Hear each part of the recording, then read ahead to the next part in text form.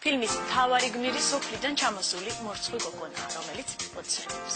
რაზე ამას მთავარი როლის შემსრულებელი მაკა შალიკაშვილი მოგვიყვება. საღამო მშვიდობისა. დიდი მადლობა რომ მოხვედი.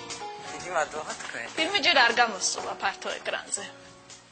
ვინ არის შენი გმირი და რაზე ოცნებობს? მე შოთიკო როდესაც შემომთავაზა ფილმში გადაღება, აი ჩავთვალე რაღაცა ინტუიციურად ვიგრძენი, რომ ეს ადამიანი არის ნიჭიერი და იცის ზუსტად რას აკეთებს. როდესაც შენ გრძნობ, რომ რეჟისორმა იცის რას აკეთებს, შენ რაღაცა ენდობი და მიყვები მას ყველაფერში რა და თან მსახიობი ხარ, თან რაღაცა თვლი, რომ ახალგაზრდა პატარა ვარ, ახალგაზრდა ვარ, რაღაც შეიძლება მე არ ვიცი, რაღაც წლები რომ გავიდეს, მართლა შეიძლება დავფიქრდე რაღაცაზე, უფრო ფასი მივცე ჩემს ასე თამამ სცენას. მოდი ჯერ შეთას ვკითხავ მაშინ ახალი ფილმის შესახებ და მერე აუცილებლად განვაგრძოთ ეს თემა. რაზეა ახალი ფილმი? ფილმი არის ჩვეულებრივ ქალიშვილ გოგოზე, რომელიც ძალიან ბევრი ყავს საქართველოში. მაკას წლებში რო ქალიშვილი გოგო იქნება, ეს ცოტა რთული პრობლემაა. ეხაც არის. და რომელსაც მოწონს, უყვარს ვიღაც მოჭიდავე ბიჭი, მაგრამ ვერ ბედავს რომ მას უთხრას ეს და წარმოიდგეს მის ეროტიულ რაღაც განცდებს და იქ არის ეს ბიჭები შიშველი ბანაობენ და მაკაც თვითონ ძალიან ეროტიულად გამოიყურება. და ორი სიტყვით ამაზე. არ იყო რთული ამ როლის გათავისება? არანაირად. გავიდა წლები და თქვენ ორივე მიიღეთ მონაწილეობა ახალგაზრდა რეჟისორის ფილმში. იქაც არის თამამის სცენები. მე მინდა გკითხოთ, რატომ? პირველად ჯუჯღუნებდი, არ მინდოდა მეზარებოდა.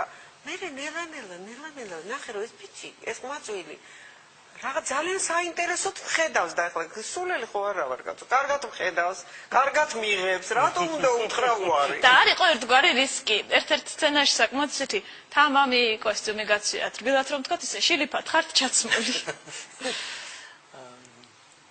ერთი მინდა, რა თქმა უნდა, შოთაზე ვთქვა ეს. ჩემს შვილთან მეგობრობდა.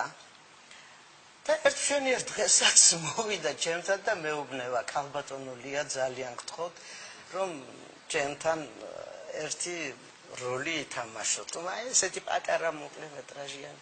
აბა მომიყევი რა უნდა ვითამაშო. აი ქალი დგას და თქვენ ისე მე უკვე ასაკში ვარ მაგ დროისთვის და ნუ ეს მშვენიერებას მაჩვენებს. და იმდენათო ეგოისტი გახდით, რომ ის უნდა მოკლათ თქვენო.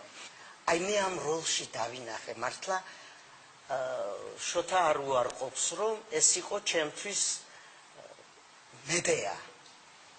შურის ძიება და რაღაცა და იმ რო ამოვდივარ იმ წლიდან ეს აქტი რო ჩავათავე, რო დავახჩე ეს მშვენიერება. ესე იგი მე ძალიან მადლობელი ვარ. ყველას მინდა გკითხო